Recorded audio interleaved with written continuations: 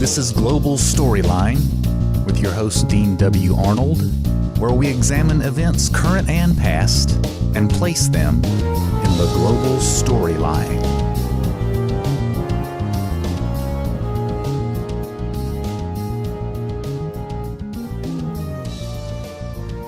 Our guest tonight is Dyer. He's the creator of the website jaysanalysis.com.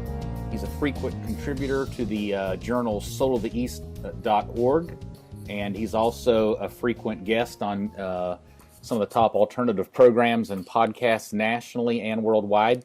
He's best known for his esoteric Hollywood film reviews, and also has a book coming out soon by the same name.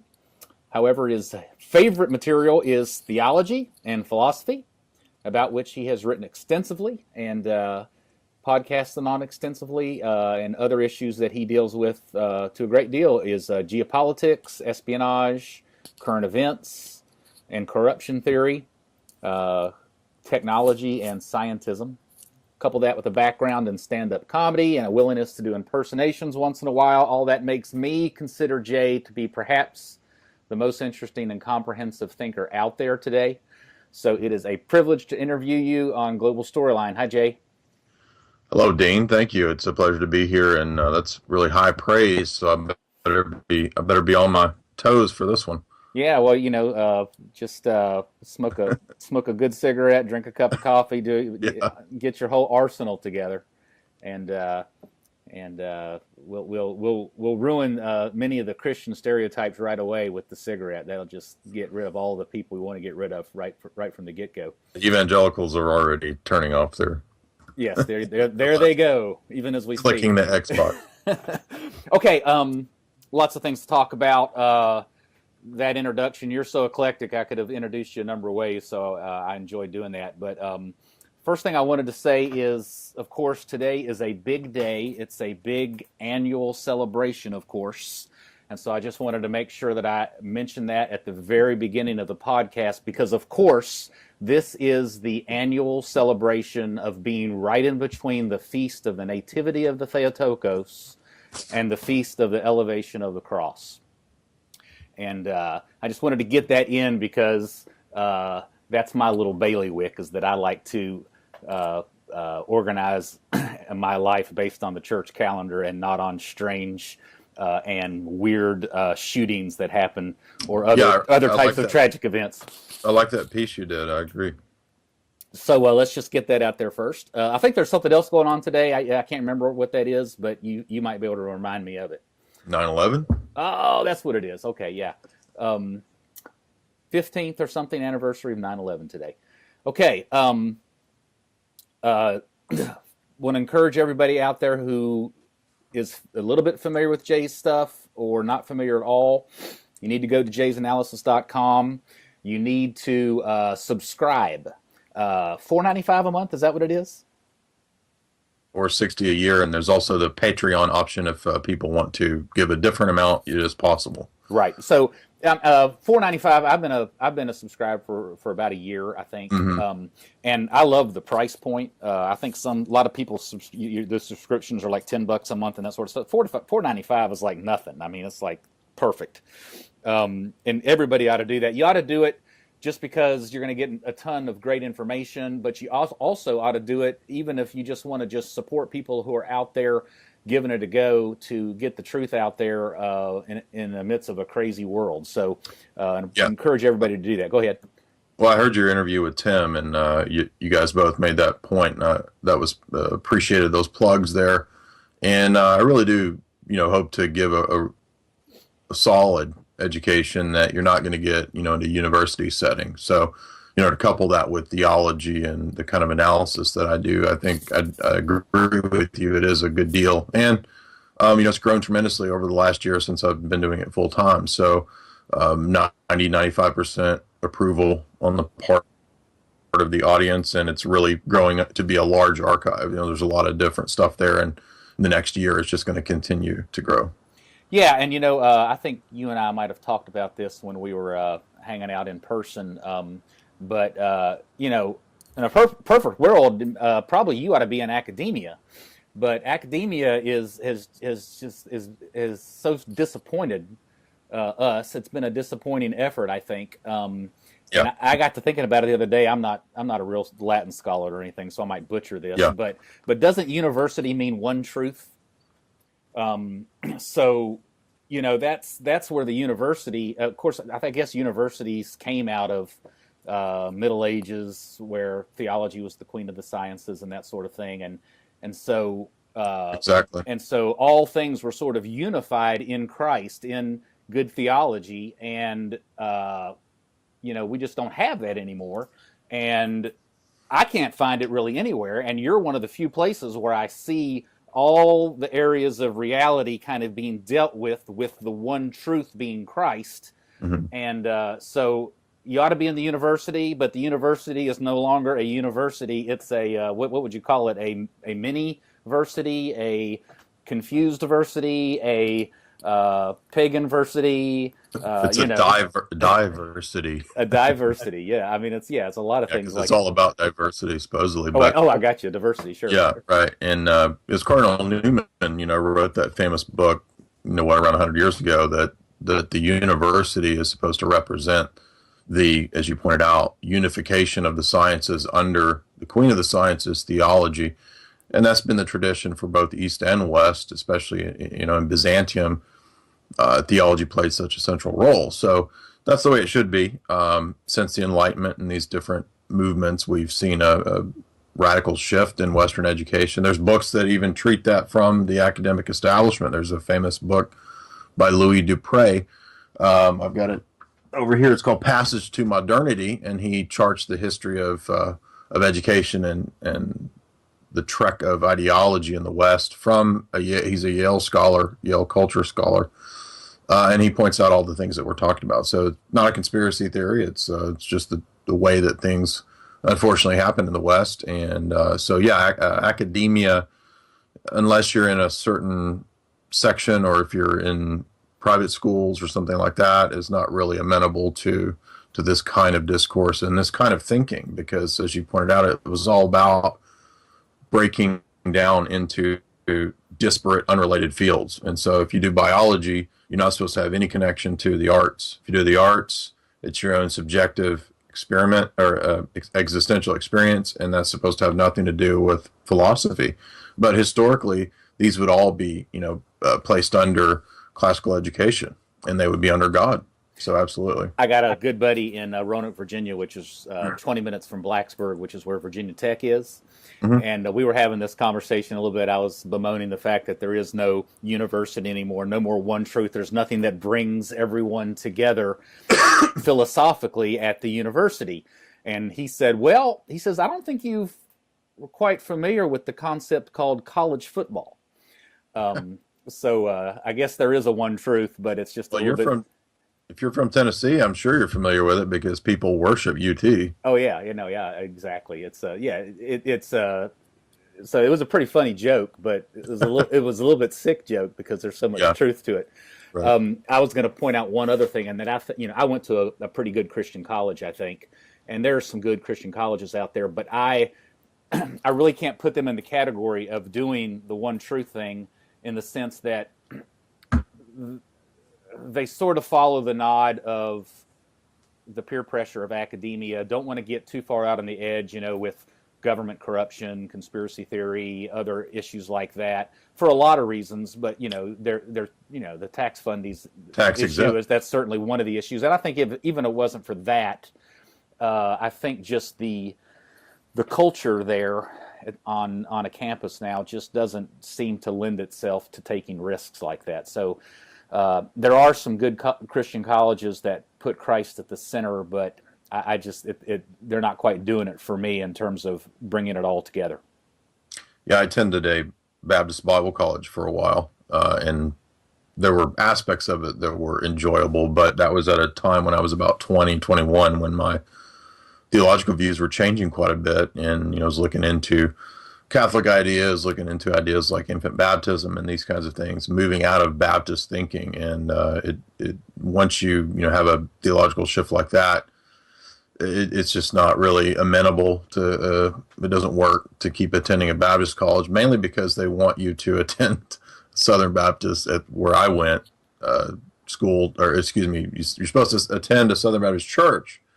And I didn't want to, but they were, which I guess it's sensible from their perspective. If we're training you to, learn the Bible, we would like you to be a Baptist preacher, right? So, yeah, I mean, unless you choose a denominational school like that, you're not really going to get the theological education, which would have been traditionally what you'd have even in regular education, would have been part of your liberal arts. But yeah, it's just that we live in a different world, and it's more of a catacomb situation almost. Right. I guess you could argue. I went to a Christian college. I went to a Christian college that I think had a little better approach than what you're talking about. It's Covenant College on top of Lookout Mountain in Chattanooga. It's the College of the Presbyterian Church of America, which is a strong conservative Bible believing denomination, and I thought they did pretty good. I thought they did a pretty good job of exploring theology and being open to different ideas and being intellectually honest. I just think that in those campus settings, because you got to raise so much money and you got to be beholden to major donors and that kind of thing, you're not in a place where the professors can really push the envelope and really question how corrupt things are in our society. So I want to get that out. I'm going to move on to kind of talking about your background. You just started to nibble on it a little bit, but first I got a list of your 15 past podcasts that I'm going to read, because we are going to have some listeners who just aren't familiar with you, and here you and I are having all this general conversation about you and what you do. But let's get to it specifically. So here's your last 15 podcasts. Number 1. Hybrid Wars and Faux Revolutions, which is a geopolitics. Next one, Classical Nihilism and the World Order. That's a philosophical thing. Next one, Hollywood Voodoo, which is obviously film and esoterica and the occult. The Metaphysics of Postmodern Imperialism, some kind of philosophy. Next one, Underground Bases for the Elites. I don't know what you call that, UFO research. The next one is Genesis and Creation Mysteries. That's really a theological piece. The next one is B Movies. The next one is, Was the Hippie Movement a CIA op? I don't think so. That's not what you titled it, but I'm trying to cut to the chase. The next one is The Cult of Reason and Alchemical Scientism. So some version of science and philosophy. Next one is Examining Plato's Republic, philosophy and geopolitics. Next one is Hollywood Mind Control. Next one is Orthodox Theology, Thomism, and Gregory Palamas. Theology. 2 more. Hitchcock's Psycho-Psyche. And the last one, this is my generalization. Many interviews on possible fake shootings and other tragedies. So now you guys who are listening have an idea of what I'm talking about when I say Jay is dealing with just about everything. One caveat I would add is that I don't do or believe in aliens, so that's not a UFO thing. But we do talk about we try to get to the bottom of the question of underground bases in that one that you mentioned. I appreciate you clarifying that. A UFO means unidentified flying object, and that's the way I was sort of looking at it. But you're right. People might think that's aliens, and I just don't like to give the impression that I believe it. Yeah, you believe in aliens if they're demons. Yeah, the principalities and powers that Paul talks about, but not the extra biological entities of ET or anything like that. No, I get that. Yeah, exactly. Okay, let's get into the bio first, and particularly the religious bio. That's what I'm most interested in. And just as a setup, you already mentioned you're raised Baptist. I forget what you did next, but I think it was Calvinism and the Reform thing, and then you became Catholic. And now you're Eastern Orthodox. So I want to hear about all those. I particularly want to talk Calvinism with you, because that's my background, and there's probably I don't know of anybody else in all the podcasts that I've listened to who've asked you a lot of questions about that. So we'll spend a little time on that. But so start with where you were. You were Baptist, and then what happened? Well, I was invited to a lot of Bible studies back in that time period. It was around 1819. I dove into reading the Bible pretty extensively and regularly, and in that inevitably brings up a lot of theological questions. You want to try to deal with these issues of, well, the book of Acts talks about people supposedly doing miracles, and does that mean the charismatics are right, or these more high churches with their Anglican style liturgies, is that more correct, or is it something that we should just be doing in a strip mall? Or you're inevitably confronted with these kinds of questions when you begin reading the Bible, and you've got friends that go to all these different churches, and they're inviting you to different churches. And so I kind of tested them all out, and the more that I read, that led to interest in other topics like church history. And so while on the surface, the way that you read it, it might sound like somebody listless, sort of bouncing about, but I see it more as of a logical and historical progression that and a lot of other people have had the same experience, where they went through either similar churches or similar periods of theological awakening, you might say, stages or phases of the same sort of trail, that you're going down. And I don't think that it wasn't just me picking what I wanted. It was me, sincerely wanting to deal with really sometimes tough questions. If you're going to a Baptist Bible college and you're confronted with, I read Augustine's City of God at that time. I was about 21, and I took a lot of those questions to two of my Baptist professors, and I didn't feel like they had sufficient answers to a lot of the questions and issues that Augustine raises, such as, what is the nature of grace? What is the nature of church government, the episcopacy? What is the nature of all manner of things, right? Relics, all these kinds of weird Catholic-ish type issues that at that time I understood to be Catholic. And that was very difficult because I was really enmeshed in the Reformation tradition by that point, when I was after about a year of Bible college. And I'd read through Calvin's 1556 Institutes. That's his later, more fuller treatment. So I was really, really thoroughly on board with Calvinism. And I'd also been reading some of the Reconstructionists and people like Gary North and Greg Bonson and James Jordan and R.J. Rushdoony. And I felt like that was pretty solid stuff, but none of these people, and I knew a lot of the people in the the Reconstructionist circles and a lot of those Reformed Presbyterian circles, when I would reach out to different ministers or presbyters or whatever, elders, I didn't feel like I was ever getting sufficient answers to questions that were very similar to the ones that I posed to my Baptist preachers. So I saw a lot of common ground there, a lot of similarity between a lot of being unfamiliar, with the first 1,500 years of the church. Now, stop there for a second. You say a couple of common questions you had problems with the Baptists and the Presbyterians. Can you tell us what those questions were? Yeah, I'm going to get to that. Okay, go ahead. Well, I was just going to say that what I found was that if it came to even Lutheran friends I had, or Calvinist minister friends that I had, and elders and buddies, anything past 1,500, you're good. You can get times and dates and seasons and every little bit of information you wanted. Right. But when it came to things prior to that, there was almost no knowledge.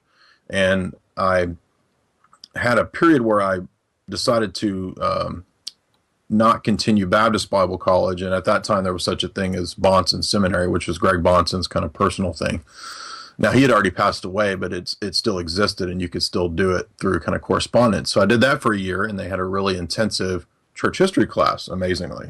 I met a guy who was a pretty sharp guy named Chris Strevel. I believe he's still a Presbyterian minister somewhere. But he taught this class, and we read about 10 books on ancient and medieval church.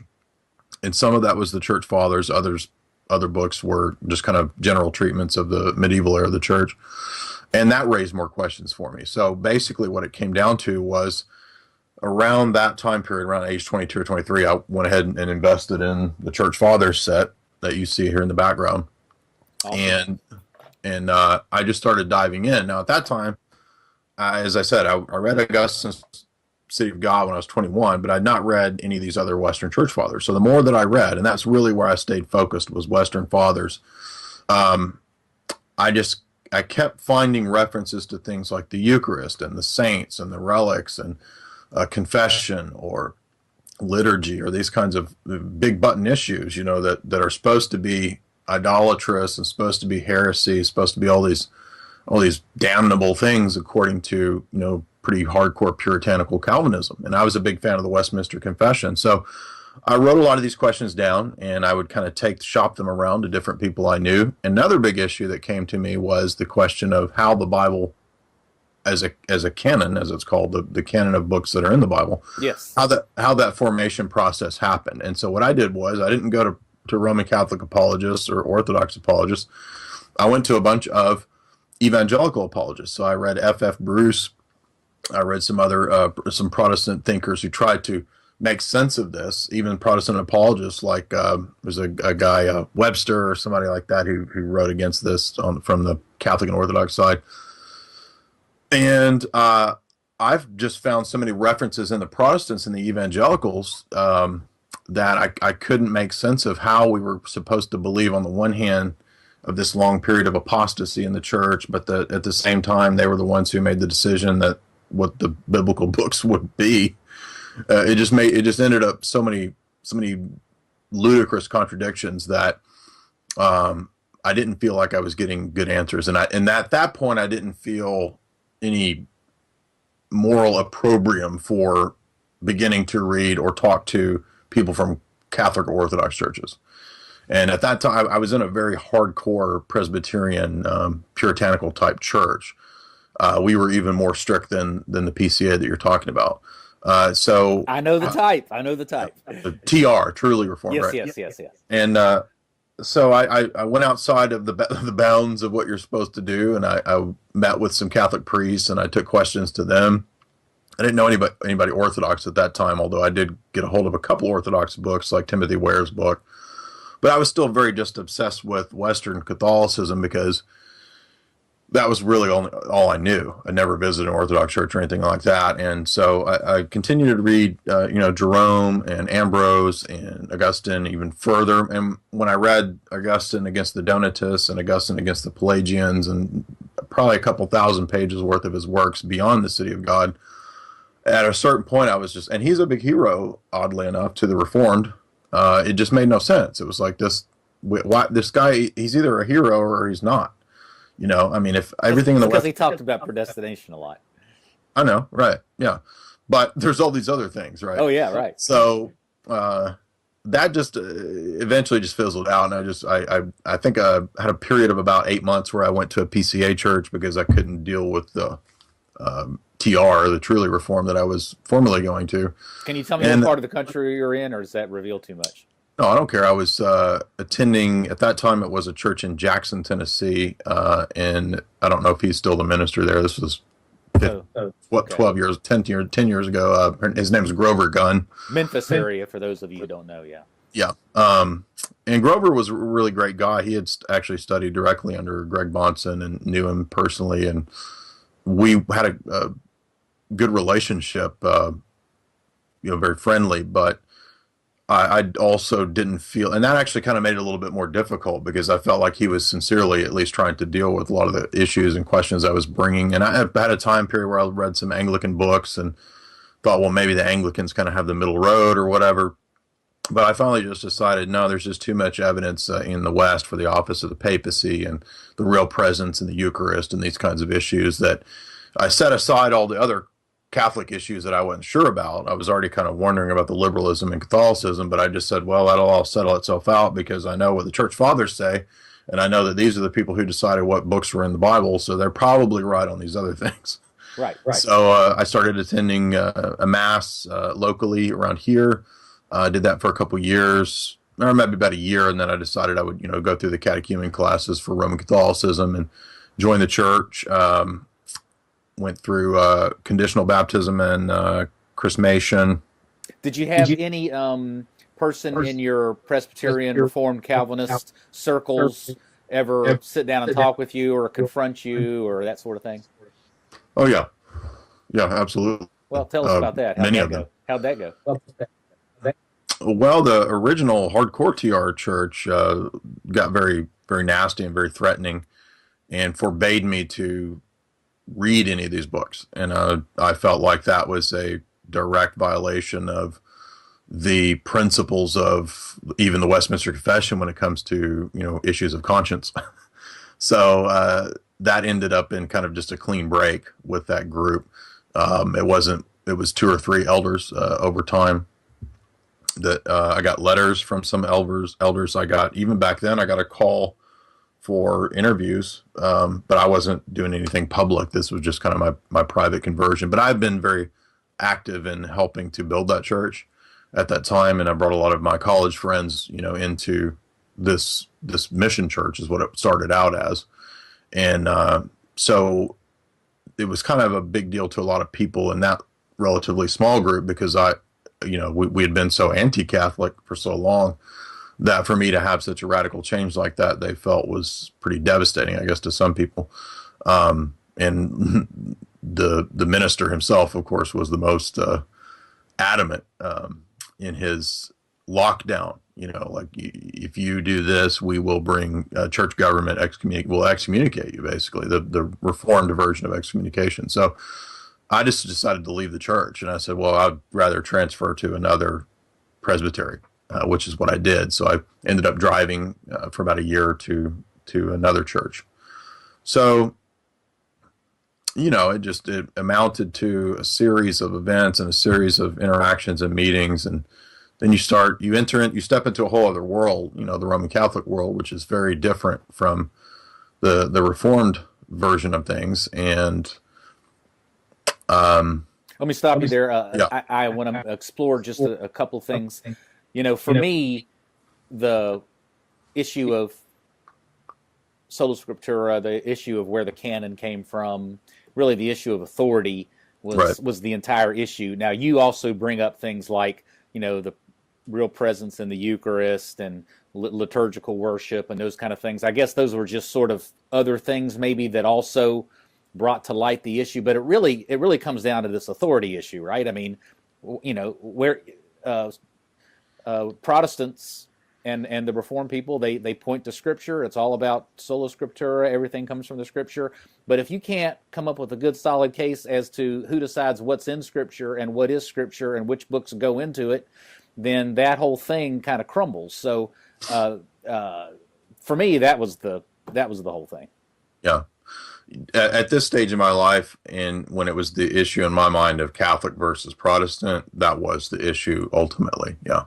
Now, later down the road, it will become a more complex issue between Rome and Orthodoxy when it comes to the person of Christ and to the theology of God. That's what would be the deciding, not so much the issues of the papacy, although that might play into it with what we see at Vatican II and after Vatican II in the Roman Catholic world, which for me was a great testament to Orthodoxy. But why don't you go move into that? Just tell us how you move from more details from Catholicism to Orthodoxy. The person of Christ. Now, what does that mean? Well, I want to add too, though, that I had about an 8 or 10 year period of Roman Catholicism, so it wasn't fly by night thing. It was something that I took very seriously. I even considered monastic life for a while. I thought about the Dominicans and so forth, and it's not too late. Well, not with the Dominicans. I'm talking about being a monastic. I know what you mean, but I think they. I'm just giving you a hard time. I don't. The Dominicans seem to be pretty heavy on the homosexual side in Roman Catholicism, so I was not interested in that. Oh, okay, yeah. That experience, and I actually met with the diocesan, the guy who vets people for that, and he seemed basically gay himself, and that was a big turnoff for me. So I was like, I'm not doing that.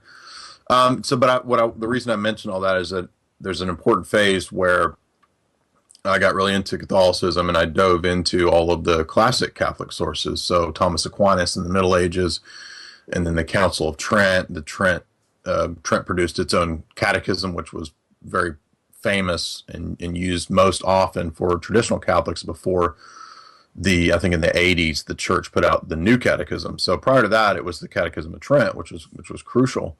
The Boston Catechism was another famous one, and you had a lot of papal documents that were considered normative for Western Roman Catholicism across the board until the time of Vatican II. And I dove really, really intensely into Vatican II. I read all the documents. I met with and talked to various Catholic theologians across the spectrum, because it's a very difficult issue, and it's still playing out now in the world of Roman Catholicism, because it's such a radical departure from the Tridentine Catholicism and prior to that even. So that for me was a big issue because, I went into Catholicism and into the church fathers thinking, I want that faith. I want to believe what everybody's believed in, the true faith. And then what we find in Roman Catholicism, and then it's the fruits of of Vatican II, which is all of this just really insane liberalism that at times goes beyond Anglicanism. It's staggering. There's nothing like it, and that I can ever think of in history. And it really is that bad. I saw a lot of it firsthand, and I mean, not any of the pedophilia stuff, but I did research that quite a bit, read several books on it, and I knew a lot of priests, and I knew people who had dealt with that scandal and issue in the church. Not priests that were pedophile priests, but I'm saying that dealt with the aftermath. And so I'm not just saying that the moral issues are, of course, I believe, an outworking of the theological problems, and the theological problems are manifested evidently at Vatican II. And so we have this departure from even teachings of the popes 20 or 30 years before that. I mean, you have these documents like Mortalium Animos, which is a famous papal encyclical of Pius XI, where he says that large ecumenical prayer gatherings that intend to relativize the church, he says that's apostasy. And then by the time of John the 23rd and Vatican II and Paul VI, that now becomes the Holy Spirit. So what was apostasy 30, 40 years earlier becomes the work of the Holy Spirit. And this is a big issue now in Roman Catholicism. And you have this giant group called the Society of St. Pius X and other traditional groups that represent a kind of schism of probably 1 million people within the so-called Roman Catholic Communion who basically haven't followed anything since Vatican II. And now that's different from the rest of the world that follows Benedict and Bergoglio. But those fissures, those theological divisions were a big problem for me. And I dealt with that for many years, because in Catholicism, you're not supposed to commune and go through that kind of stuff if the bishops and the theologians are outwardly preaching heresy. And canon law in the Roman Catholic Communion is called an ipso facto excommunication. So, for example, if a Catholic has an abortion, they're automatically excommunicated. But the problem is that in canon law, the same thing applies for bishops that preach heresy openly, and many of them do, and nobody does anything about it. So the question then is, well, where do you go to Mass? Well, you go to Mass where you know that it's a Latin Mass, and you know that it's going to be solid and Orthodox, and so that requires driving 2 hours and so forth. So I did that for a long time, and then finally it was just like, something's off here. Like, this is not matching up to the Church Fathers. It's not matching up to, what I thought I was getting into. And so I began to consider, well, maybe there's other options. I don't really know a lot about Orthodoxy, and this is around 2006 or 7. So I started reading the Eastern Church Fathers, and I met some Orthodox guys who were pretty solid. Still friends to this day with some of those guys. And it was just kind of opening up another world. And in the Orthodox world, and I hesitated for a long time. I was very iffy, because there was a lot about Catholicism that I appreciated and that I liked. Even back, when I was a Calvinist, there were aspects of Calvinism that I appreciated. All the emphasis on the Bible, but I felt like it just wasn't. There was something missing, and so in the same way with Catholicism, I felt like there was something missing, and I just dove into the Eastern Church Fathers, and I visited some Eastern divine liturgies, and I was just very impressed with what I felt was, I thought that 2006, 2007, a much more faithful to the Church Fathers and to the biblical witness than what I experienced in the various flavors of Roman Catholicism. So the issue of the papacy is part of this matter, because the papacy is a focal point of Vatican II, because Vatican II argues for collegiality, that the Bishop of Rome should not really exercise this monarchical supreme pontifex role that he's been functioning in the last 1,000 years of Western Christianity. He needs to tone it down, basically. And that goes directly against Vatican I. So in other words, ironically, the Protestant and Anglican influence at Vatican II argued for a more collegial view, something more Eastern. So I'm sitting here thinking, well, if I'm Roman Catholic and we're sitting here arguing for a collegial view of the bishops and the patriarchs, like, how is Orthodoxy wrong anymore? So that kind of opened up the possibilities for me to look into Orthodox theology, and I did that. That was a long process as well. Not just intellectual. I mean, I obviously took it serious in the sense of beginning to get Eastern prayer books and icons and the normal modes of Orthodox worship that are very different from how you approach things in Catholicism. And so I mentioned earlier the person of Christ and the theology, and that ultimately was the clincher for me, because that's the aspect that sets Orthodox theology off most clearly from Catholicism, even though a lot of Orthodox people wouldn't necessarily say that. First off, a lot of Orthodox people might think, well, we believe in a lot of the same Trinity Jesus stuff, but it's that Pope thing. But it's not. It's the Pope or Vatican II. These are manifestations of more fundamental theological differences, even if people may not be aware of it, because when you go back and you read the Eastern Councils and the Eastern Fathers, you'll see a different theology explicated. And so that's why, I would still say that I find Orthodoxy to be way more convincing, and I've not experienced anything that would lead me to think otherwise. In other words, I don't ever see myself going back to Roman Catholicism or Protestantism. Yeah, let's talk about that for a minute. I got a lot of questions for you, but that was going to be one of my questions. What is it about being Orthodox now? Who's to say, well, in 3 or 4 years, Jay's going to go on his next jag? Mm-hmm.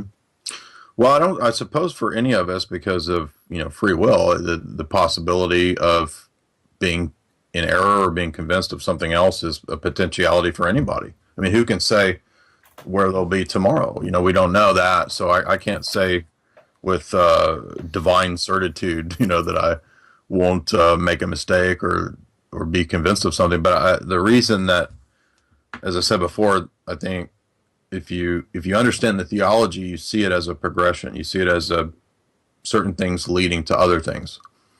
And what I see with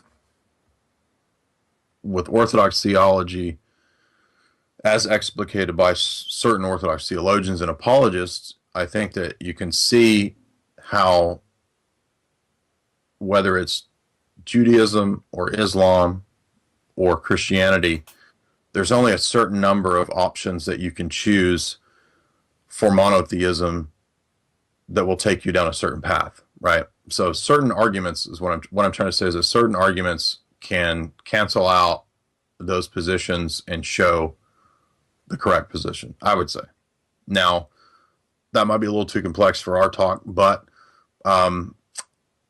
so for example, the teaching on the difference between the essence and energy of God in Eastern theology, this is not in Roman Catholicism. In fact, it's not possible to have it in Roman Catholicism because of the dogmatic definitions of previous Roman Catholic councils, and particularly at Trent, that define things like created love and created justice, and the fact that all of God's attributes are strictly to be identified with his essence. That's stated numerous times in Denzinger, which is the central source of Catholic dogma officially.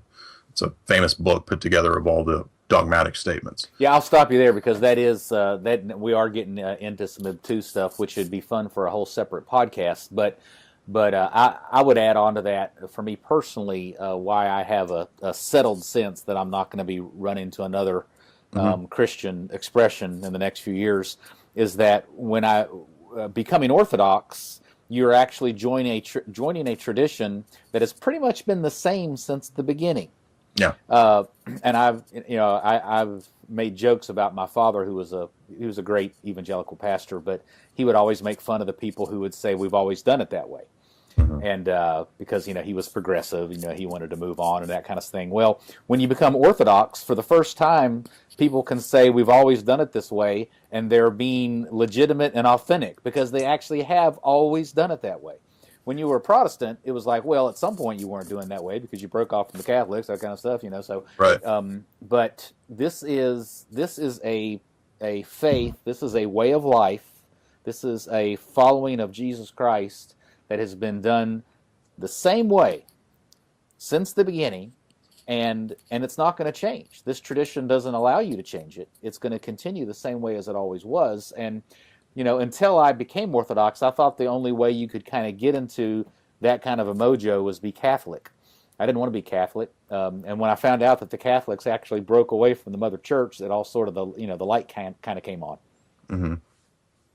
But anyway, that for me, that's the answer to that question. I want to also mention to you, I'm sort of a parlor theologian, so don't take me too seriously. But I have to deal with my friends and do a lot of defense of orthodoxy with a lot of Protestants. And one of the things I say is that if you had to just sum up the difference between the East and the West and Western Christianity in two words, you would say that the East focuses on persons, mm-hmm. and the West focuses on propositions. So rationalism and propositional kind of truth about God is sort of where everything is obsessed on in the West, whereas in the East, it's about persons. It's about the person of Jesus Christ. It's about the Trinity. It's about having a real encounter, a real personal relationship with the triune God. And then personages are all through Eastern Christianity. There's icons, like you mentioned. There's people all over the walls. There's lots of people being prayed for in the litanies. There's angels everywhere, and angels talked about. There's the departed that get prayed for a lot and talked about a lot. Just everywhere you look, there's persons, and so that's one way that I describe it.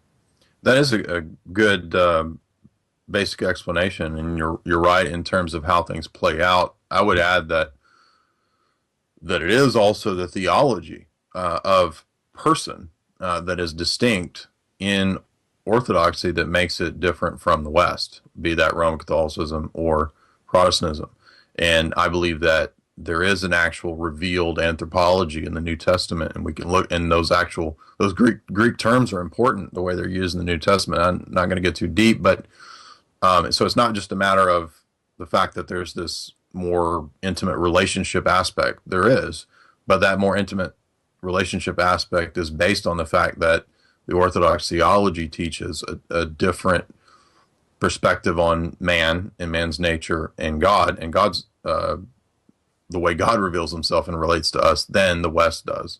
And that's a different starting point. So that's what I was saying earlier about the differences between any of the, say, monotheistic faith, is that the starting point is different.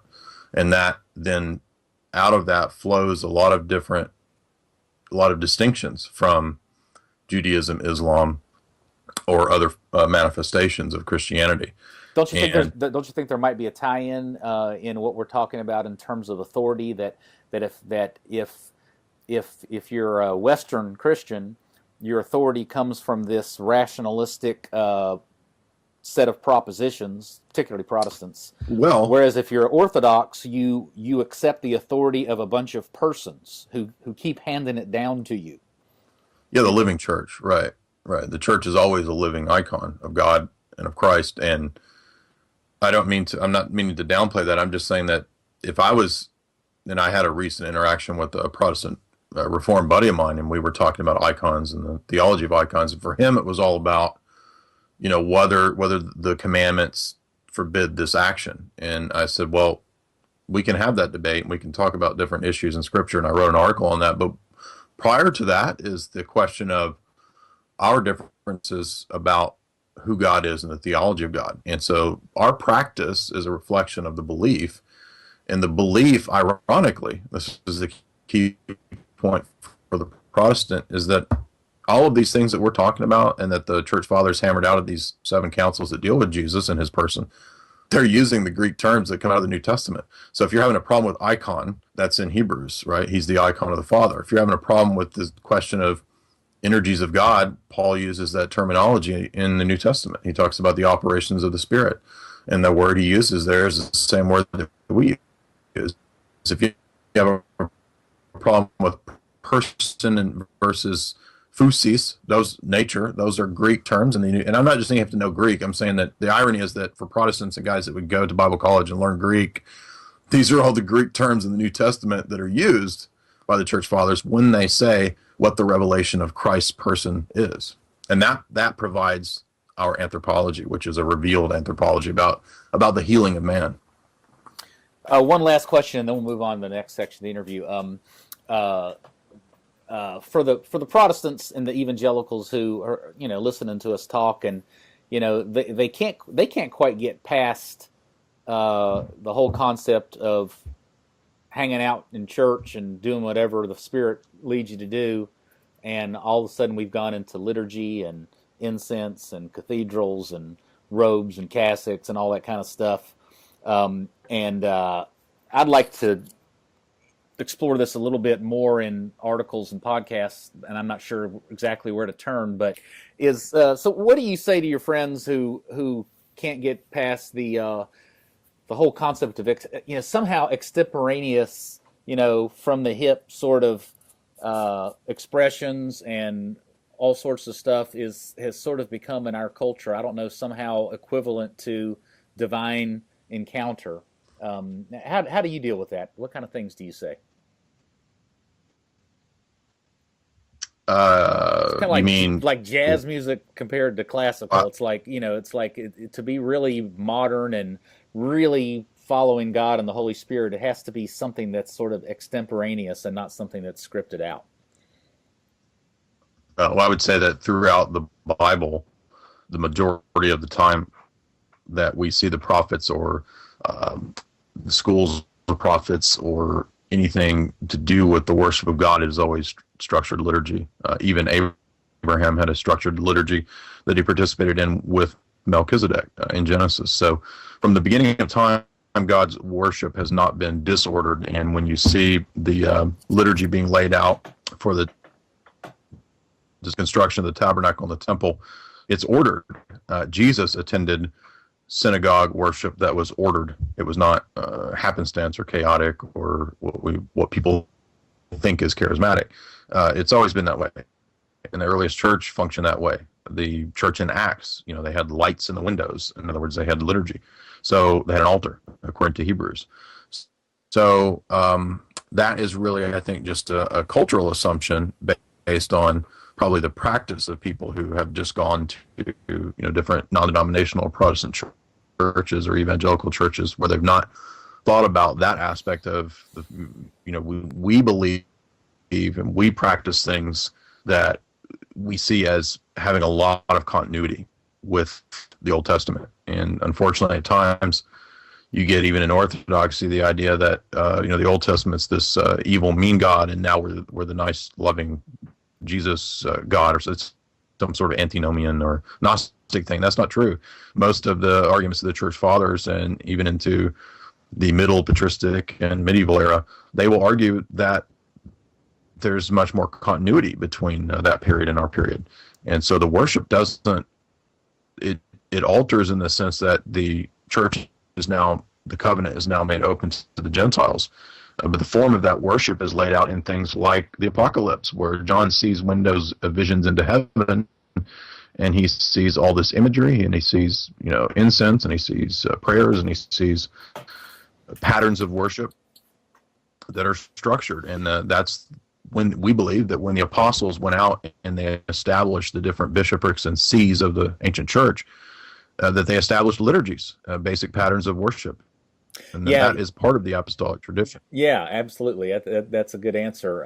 I repurchased Frankie Schaeffer's Dancing Alone because he's got 3 or 4 pages where he addresses this a little bit, not in enough detail as I'd like, but he talks about America having sort of the transcendental movement and then some of the revivals, and that this concept that we're talking about is not so much a Christian evangelical bent as it is an American bent, because the same thing happens with losing weight or becoming licking your alcohol addiction or the kind of stuff. There's this abracadabra magic moment sort of where everything changes.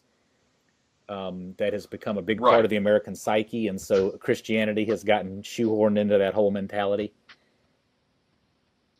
Yes, this comes out of the New Light Presbyterian movement, which gave birth to a lot of revivalism, and then that kind of gave birth to the Azusa Street revival and charismaticism in American Christianity.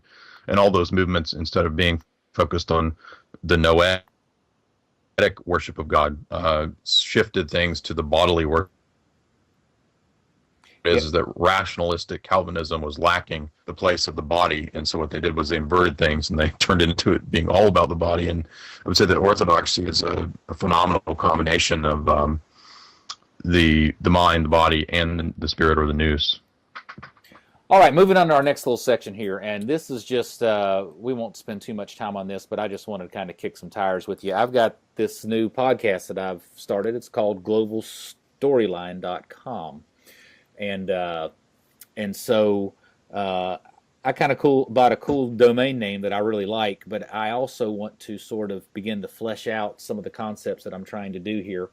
I have a sense that when people stumble upon alternative media and they hear people, like yourself, like the interviews Tim Kelly does, that kind of thing, they hear you're talking about a certain current event, but there's layers and layers of things that have been going on in history that a person, if they just stumble across it, they sort of have to have other articles and other bits of information they're funneled to begin to get an understanding of it. So, for example, here's a micro incident to a kind of a macro view of things, and I hear you talk about this kind of stuff. Here's 5 levels that I came up with earlier today to kind of get us into this conversation. But suppose that a current event comes up where there's like a satanic killing, and the authorities seem to be covering it up, and so that so you got the alternative media, whoever's kind of dealing with it. Well, a storyline that's kind of behind that you kind of need to know in order to be able to grasp this kind of stuff is that law enforcement has been involved with secret societies and a lot of sort of semi-satanic stuff for a long time. In fact, the Jack the Ripper problem in London in the late 1800s is likely, associated with a lot of the similar kind of Masonic cover-up. And in order to grasp something like that, which is a pretty tough thing to chew, is that law enforcement for a century has been tied in with satanic and secret society kind of crap. That this has been actually going on since the Enlightenment. I've heard you talk about Elizabeth having direct ties with John Dee, who was an occultic who was summoning spirits, and so this is actually kind of a 500-year-long thing in Western culture. But if that freaks you out, you need to know that the longer story is that really throughout human history, kings have been involved in the occult, probably more of the rule than the exception, and that things like the power of human sacrifice and how that can really empower you in your rule has always been a temptation and often practiced in monarchies and governments that aren't following God. Of course, we see that in Israel in the Old Testament. And then one more layer to peel back. And I've heard you talk about this too. But to really get a sense of that, you got the Book of Enoch, and you've got Enoch sharing with us that really what happened right around the fall is that these watcher angels, these evil angels, actually came to mankind and gave them all these secrets and all this stuff having to do with the occult and astrology and even things like the power of human sacrifice and all those kind of things that allow you to have the secrets to run the world. So I need to write 5 really good articles and do 5 really good podcasts and then point people to all the kind of work that you've done on these kind of things to sort of give people a sense of the many layers that may be behind one current event that we're dealing with today that's kind of weird. Now, I don't know if that's a question or not. That is so I'm I'm going to back that up in the form of a question and ask you to see if you can put those 5 different storylines or 5 different layers I just laid out there into like a better headline. How would you describe? And I've heard you say one time that you felt like this was actually the story, the ultimate storyline of what's happened in humanity, at least with the bad guys. Describe to us what happened with Enoch, what he did with humanity, or I mean, what the Watcher Angels did with humanity, and how today the elites are trying to do the same thing. Well, let me say first that you're right about the dangerous, or the folly, I guess, the folly of the idea of mass information and journalism. That's not to say that there's no such thing as a journalist, but that the idea of a journalist and mass news, this is all it all emerges from the post-Enlightenment period as well, and because we get out of that the idea of the informed citizen, that every citizen is going to be this educated Thomas Jefferson founding father type guy who's going to seriously engage the issues and go down to his town hall and whatever, and that requires then keeping up abreast of the papers and what they all say, and that kind of that doesn't exist. That is an Enlightenment fiction and idealization of how the citizenry would operate. And that's not how humans operate. That's a universalized assumption that the Enlightenment thinkers had. So the very idea of having a mass information outlet that can cover all the bases isn't really feasible, but I do think that it's possible to be myself and cover the issues. You mentioned personalism earlier. Cover the issues as the person that I am, and from what I know and from what I've experienced, and try to tie things together, because we live in this period when we're under the illusion that all these things are not connected. Be it different fields of biology and philosophy, or be it things like events, current events, geopolitical events, or history, or so forth. So I don't worry too much about, how come your website doesn't have a start here page? Like you got to take step one, because it's not my job to explain everything to every single person. I'm writing for an audience that's already going to be interested in what I do. And, if people like it, they like it. If they don't, they don't. So to answer the rest of the question, the book of Enoch is kind of in a quasi-canonical status for the East. It occupies a place of some degree of importance due to the fact that it was cited by Jude a couple times. And now we have the issue of the Watchers. These fallen angels are also mentioned in the book of Daniel. So there's nothing abiblical, anti-biblical about this idea. It's hinted at in Genesis 6, I would say, pretty clearly. Although some would debate what the words mean there, but I think it's pretty clearly angels. Anyway, in Orthodoxy, there's a little bit of a different idea of what constitutes Scripture. You don't have the all or nothing idea of the Protestants who believe in sola scriptura, because, for example, sometimes you have Paul saying, "I give this not as speaking by the Spirit, but as my own opinion." Well, if you're a Protestant and you believe that everything's inspired, then you have to say that Paul is inspired by the Spirit to say he wasn't inspired when he said it was his opinion. That's pretty stupid. And so that's an indicator that even within Scripture we can have. It's not so much that the texts that have a lower status, like the Deuterocanon or Second Esdras or ecclesiastical writings, that they're not true. It's that they're not given the same reverence and preeminence as we do with the Gospels and the liturgy. So in the liturgy, for example, you'll see the Gospels kind of paraded around in the procession, having a special place that even Paul's epistles don't have. You're going to have readings from the Bible and the liturgy, throughout liturgical seasons. You'll go through the Bible into entirety, and then refer to all sorts of things. But there's still we can have it's not all or nothing. We can have a precedence for certain things, the same way that we view the writings of the church fathers. We can say they are in a sense inspired by God because they participate in the spirit that Jesus breathed upon the church, without saying that they have the same level or degree of inspiration or reverence as the Gospels do. And so that's an idea of inspiration and authority for the text that's a little bit different in Orthodoxy in comparison to evangelicalism or Protestantism. So that also should be kept in mind. So it's not that we're going to cite the book of Jude and say that we know for certain that every single detail of how in the latter aspects of Jude, we're just getting these pretty wild descriptions. I'm not saying they're wrong. I'm just saying that, it's kind of like the book of the Apocalypse. The Orthodoxy doesn't have this grandiose definitive view of what's supposed to happen, like evangelicals like Tim LaHaye and different characters like that try to do with the Apocalypse.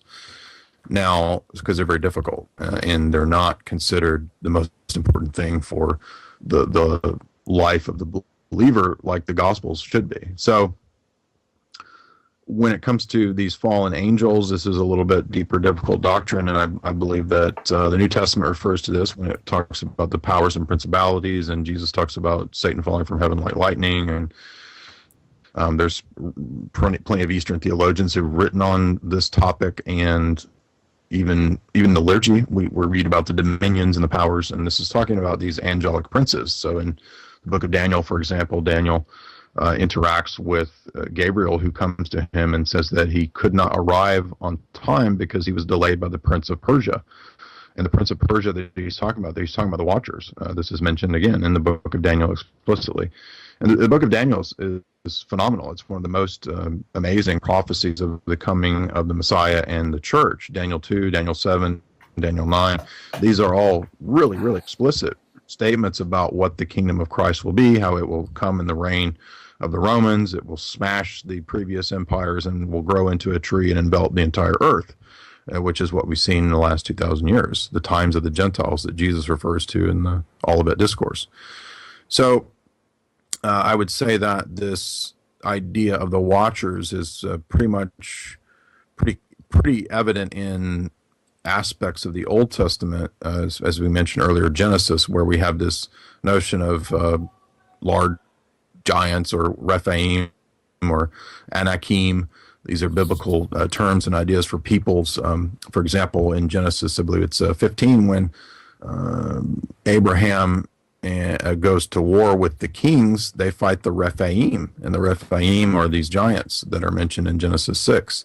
We also have a statement in relationship to the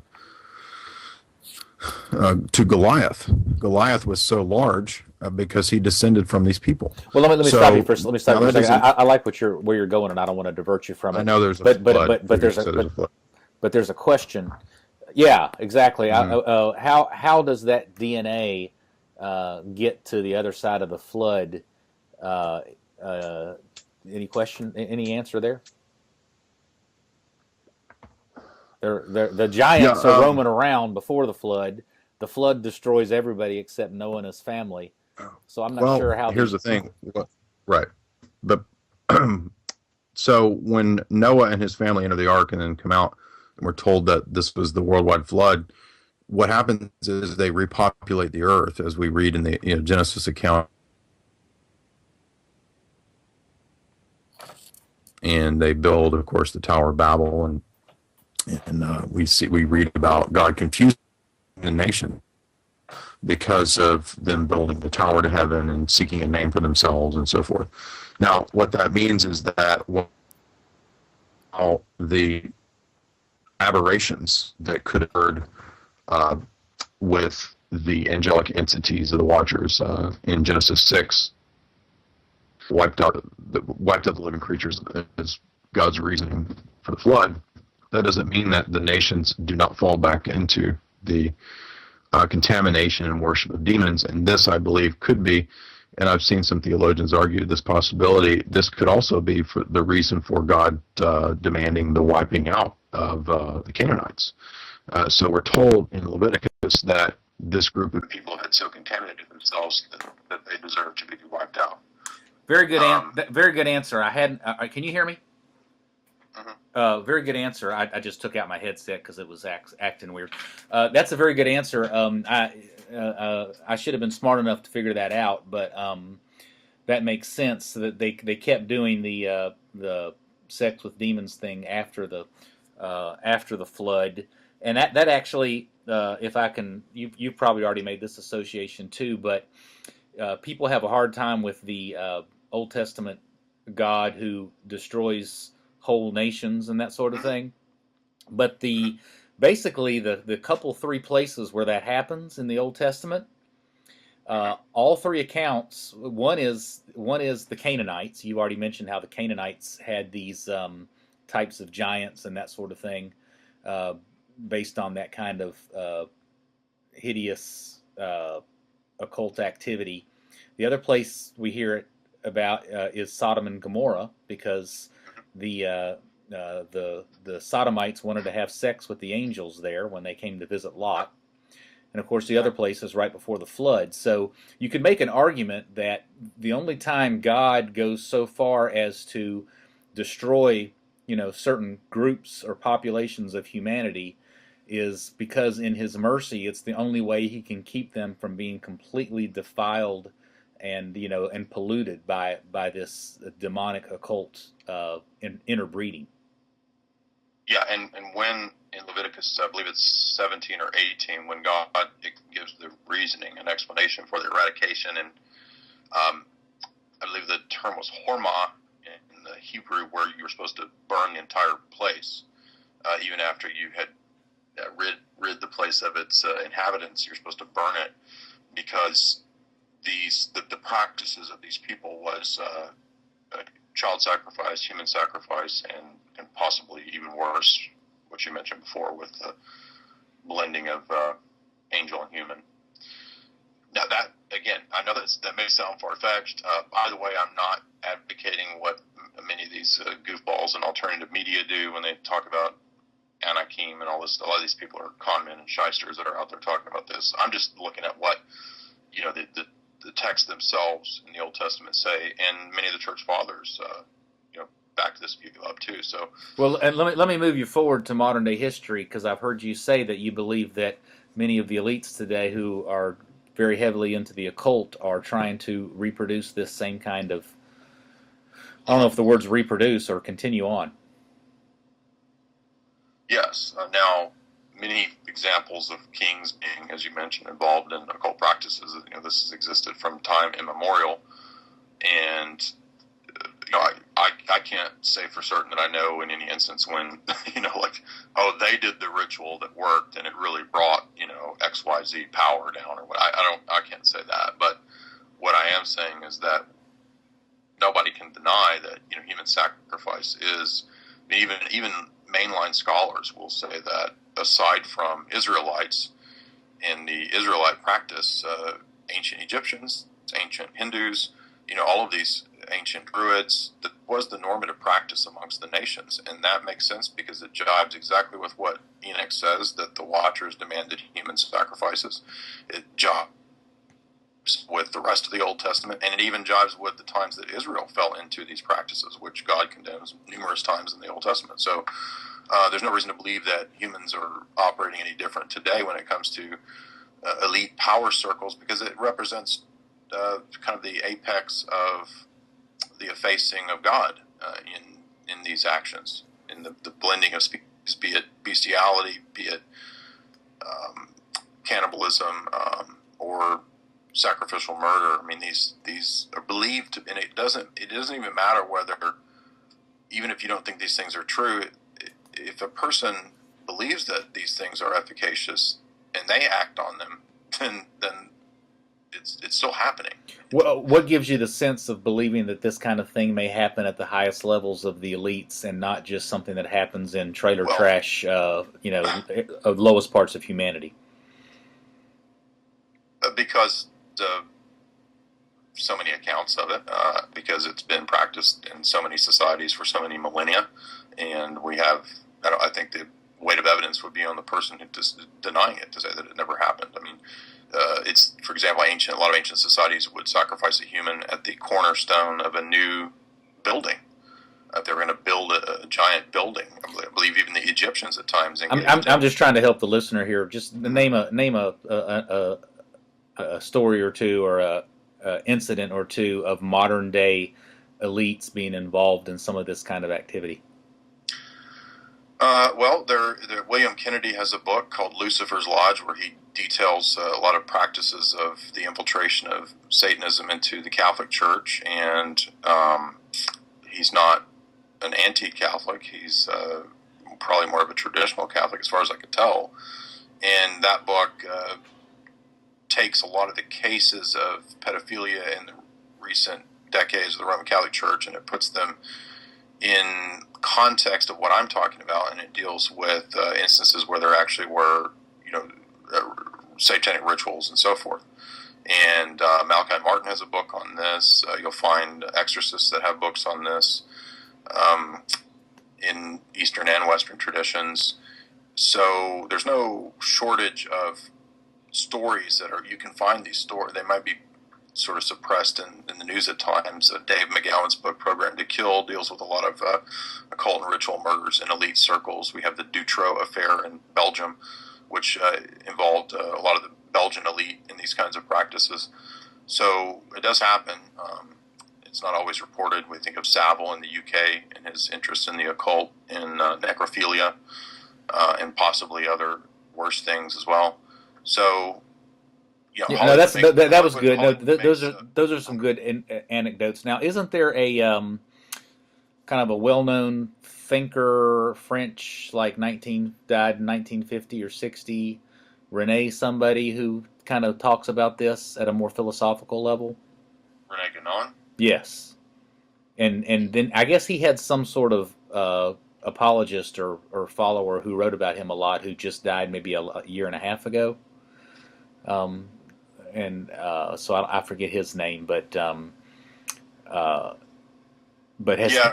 talks about the occult practices of the elite, and he saw it as he was kind of one of these esotericists who ended up as a Sufi, and he saw our era as the Kali Yuga, or the long period of dark times when everything would be inverted, and that you would have these practices kind of done openly. And it's not too far afield from the declarations of the Luciferians at the Lucis Trust, supported by the UN, like Alice Bailey and Madame Blavatsky, who said that we would be entering in this age the externalization of the hierarchy, when the practices of the elite would be made and known publicly. So that seems to me to be the case. This, as so many of these stories keep coming out, and I'm sure that many, many more stories will come out. In fact, in the case of Savile and the UK stuff, there were quite a few journalists, even in the mainstream, reporting on it, saying this is just the tip of the iceberg. So, we've heard stories of cannibalism amongst royals and elites for a long time, and I think that they're probably true. Interesting. Well, we've kind of poked around on that a little bit, and I think I'm going to kind of let that just we'll stop there on that line of questioning. We spent a lot of time on your bio. There'll be other times we can hit a lot of other projects. We've had a good little session here. I'm just going to ask you a couple little quick questions for fun. Is all your stuff backed up in case something happens to you? I mean, what happens if tomorrow Jay's website's down and we can't access your 1,000 articles and 500 podcasts? I just want to make sure that you've put it on a hard drive and sent it to your crazy uncle or something. A lot of things are backed up. Not every single thing, but many of the articles are also mirrored on other sites. Quite a few, actually. And I don't mind people doing that when they mirror things. A lot of stuff's on 21st Century Wire. A lot of stuff's on Soul to East. Certainly not everything, but yeah, I've been planning on starting backup channels and using Vimeo and other outlets and so forth to not lose this body of work. Yeah, do your best on that, because it'd be a shame to see that go away. Well, and of course, a lot of these articles are stashed as well, and on my on other computers, other devices, and I'm not going to stop writing books anytime soon. So once this book's out, I'm going to write my next book, which I'd like to do something on philosophy and theology if I can find a publisher. And that will include, a lot of the stuff that I've done and kind of reformatting it and rewriting it. Yeah, that sounds cool. So let's just mention again that you have a book coming out soon called Esoteric Hollywood. I've already pre-purchased my copy. And what's your date now? They say it's going to be a month or two because I'm just now finishing the last bit of what are called sidebars, which is just these little inserts that kind of give a description of stuff that I'm talking about. So I've added. It took me a while. I had to do about 50 or 60 of those, and so that's another. You're getting another probably 30 or 40 pages worth of stuff with that. So the book's already kind of grown to 400 pages and 400 plus footnotes. So cool. So yeah, I've got just a couple more sidebars to do. Yeah, so go ahead and order that. Where do you go? To Amazon to get that, or to your website, or Amazon or tryingday.com. Okay, gotcha. One more question. So we had an event here in Chattanooga about 6 months ago that Jay spoke at. About 25 of the top filmmakers in Chattanooga, really sharp crowd. And so I was talking to one of the guys who's just a really sharp guy. He makes a whole lot of money, and he's a brilliant wordsmith, and he's kind of a nut, kind of a playboy. But he was really into it. He's like, man, it was fantastic. But his question was, I was like, what was I supposed to do? Was I supposed to walk the aisle and, sign up for something or something like that? And so, my question to you, and I'm sure it's a question you get a lot. It's a question I like to ask a lot. But what is the call and response for being in this world that we live in and trying to expose some of the lies and get out there and fight the good fight and talk about some of the things we're talking about tonight, things that you do? What's the call to action? Making mammon. Making money? I'm joking. Okay. Eating humans. No, I'm joking. Yeah, right. Yeah, if you don't listen to this the right way, it could get a little weird. What is the call to action? Well, I guess that's different for different stations of life. I quit academia to experiment with this. So this is me experimenting on trying to see, what happens if I try to teach on my own. And it looks to be going pretty well so far. So, it really just depends on what a spiritual advisor would say to a person in their various stations in life, because it's going to be different for each person. But, or did you mean what's my motivation? Is that what you're asking? No, I'm sort of asking what is the, for the broader movement? Is it enlightenment? Is it to cause people to finally conclude that the government is corrupt and evil, and that you have to put your hope in God and not in princes and sons of men? Is it to pick up your gun and go start a revolution? I'm sure it's not that, but I mean those are the options that are out there in terms of how do you fight, this thing out there that's right. I see what you're saying. Well, the evil that exists out there is spiritual in nature. Ultimately, it's not the forces of government. It's not ultimately just some sort of collectivism or tyranny by corporations or any of the normal slogans that might be bantered about independent media. It's ultimately, I would say, theological, and understanding what's true is directly related to the person of the Logos. The Logos is truth. It is true rationality and reason, and it's a divine person. And so any movement towards truth is, in some small way at least, movement towards the Logos, because he is truth himself. So I see, speaking to people what's true as that kind of, I guess you could say, my ministry, so to speak, although I wouldn't call myself a minister. I would just say that's what my talents or gifts would be, is in this arena.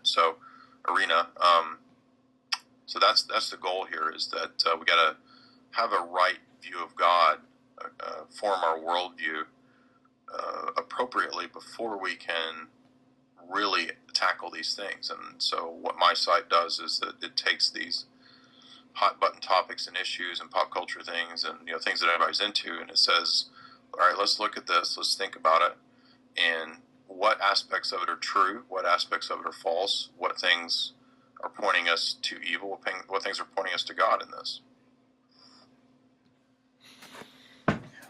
So basically, you're basically just taking a very broad view that when you move people towards the truth and we move ourselves towards the truth, we're moving ourselves towards the Logos, which is Christ. We're moving ourselves closer to God. It's a spiritual battle. That's the most important part, if not, is a key part, if not the most important part of that whole battle, is knowing God and getting closer to Christ. So kind of a general, very, very large general kind of call to action. Well, but I mean, again, it really depends on what your talents and gifts are. If you're talking about individual action, there's no point in you can't fight DARPA. They've got drones and they'll send they can send a missile down your chimney. So that would be utterly ludicrous. Any kind of militia groups or any of those goofy groups. It's really about altering people's minds and hearts. That's the main thing. And you can't. One of the problems of independent alternative media is the idea that you can just put out information out there as if that's enough. That's not enough. It takes divine enlightenment, I would say, that God has to enlighten people to spiritual truths, and that comes through, being open and you conveying that message, hopefully, in a sufficient way. So you're saying that moving people towards prayer in the church is very important and actually key, because just information isn't going to do it. I think so. I don't have any delusions of being able to convince everybody of that. Obviously, that's not going to happen. But if people see the work that I do and they find it interesting, hopefully the argumentation is sound enough to lead people in that direction. So. No, those are all good answers, and that's a question that I like to ask a lot. You talk about gifts and calling. That's probably something that's involved with me in terms of a passion. But different people are going to respond differently and have a different way and reaction on what to do. Go ahead. I was going to say there's not much out there that deals with all these topics and tries to make sense of them. And I think that theology does make sense of a lot of this at the highest level. You were talking earlier about different levels of these things. And I would say, there's certain books that are great starting points. There's a really, really good book that affected me that I would recommend that ties in everything that we've talked about. Maybe not so much a lot of the geopolitics stuff, but the bigger picture would be a book, The Cosmic Liturgy, and this is St. Maximus the Confessor. It's a small book. It can be read, in an afternoon. I think it's 120 pages, but that Cosmic Liturgy book affected me. I read it about 10 years ago, and I think that's always stuck with me as a really profound alteration of my view of not just here and the now or good, bad, conspiracy, but rather the whole meaning of man and the cosmos is what's so profound about that book. And it's not inaccessible. It's very accessible. I think it's a St. Vladimir Seminary Press book. Well, I look forward to getting that. And sometimes you could step back and say, "Gosh, you guys get so out there in the hooty-tooty universe that it's just kind of silly." But we actually live in a world where nobody knows what's up or down or sideways or forward. They don't know if there is a God, there isn't a God, if there is a world, if there is a mind or not, who's a male, who's a female. I mean, it's a messed up world right now. So, to back up and ask some really basic questions like, what are we doing here and why are we here and what's happening is pretty important. And once again, academia has let us down in terms of helping us shape us in terms of basic reality. Yes. Yeah, Cosmic Liturgy, the Universe According to Maximus the Confessor. Yeah, I'm going to read that. And let me make one last comment, and I'll let you go. Excuse me. Yeah. Excuse me. I want to correction. There's two different books. The Cosmic Liturgy one is good. The one I was thinking of is actually better. The one from St. Vlad's. It's called On the Cosmic Mystery of Jesus by St. Maximus. So I just wanted to be clear there. On the Cosmic Mystery of Jesus. Yeah, I'll put you the link here in the chat. Okay. You put it in the link in the chat. What are you talking about? Skype has a chat feature right here. Oh, okay. You see it? I don't see it yet, but I'm sure. There's a little bubble at the top that should be yellow, and then if you click on that, I see it. It's below, but got it. Okay, perfect. Yeah, thank you. Okay, yeah, and speaking of, you're sort of. You said you have an experiment of sort of doing academia on your own. Those of you who don't know, Jay has he's gone through, I think, 10 sessions or something, several sessions on Plato's Republic, and he's going to do more on Plato in the future and on Aristotle. Uh-huh. He's also done several sessions, about to finish up a long series going through Tragedy and Hope by Carol Quigley. Right. Which is basically an overview of the last 120 years of Atlanticist takeover of the world. But I bought Tragedy and Hope, and for me, the spirit is willing and the flesh is weak. I've read about 50 to 100 pages of Quigley, and I fell over and couldn't make it. I've read about 3 or 4. Parts of 3 or 4 books of the Republic, so I'm able to listen to all your stuff and learn a lot. But I wish I was, and maybe I'll build my muscles eventually. I'll be able to actually read the texts themselves. I completely understand. It's a laborious procedure, and I think St. Basil said that one time, that reading is like one of the most laborious procedures. So yeah, I understand. Yeah, but I'm working on it. Well, listen, I've really enjoyed talking to you. Thank you so much for taking the time. Is there anything else you want to share before we move on this time and call it a night? Yeah, just that if you like what you hear and you want to get deeper into any of these topics, you can subscribe to Jay's Analysis.